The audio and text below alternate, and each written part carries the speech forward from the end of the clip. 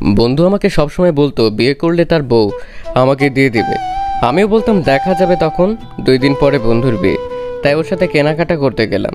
খুব ভালোভাবেই কেনাকাটা শেষ করলাম। তারপর বন্ধু আমাকে নিয়ে একটা রেস্টুরেন্টে গেল। দুজন খাবার খাওয়া শুরু করলাম। বন্ধুকে দেখলাম অনেকটাই নার্ভাস। কিরে, কি হয়েছে তোর? তোকে এমন মন মরা লাগছে কেন? 2 দিন পরে বিয়ে, কই ছিল করবি তা না করে মন খারাপ করে বসে আছিস। দোস্ত, কেমন একটা ফিল হচ্ছে, বুঝতে পারছি না।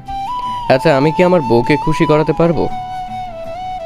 আমি থাকতে তোর এত চিন্তা কিসের? আমি আছি না।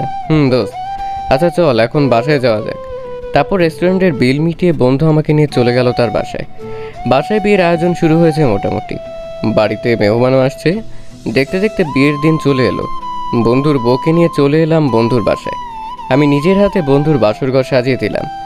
রাত 10টার দিকে বন্ধুকে বাসর ঘরে দিয়ে আমি বাইরে চলে এলাম। তখন হঠাৎ করে বন্ধুর বলা কথা মনে পড়লো। বন্ধু তো আমাকে প্রায় সময় বলতো তার বউকে আমায় দিয়ে দিবে বাসর ঘরে।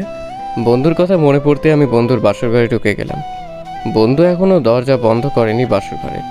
বন্ধু আমাকে দেখে অবাক চোখে তাকিয়ে আছে। আমি কইলাম, কিরে বন্ধু, তুই না বলছিলি দিবি? বন্ধু আমার দিকে তাকিয়ে আছে চোখ বড় বড় করে। কেমন হয়েছে সবাই কমেন্টে বলে যাবেন।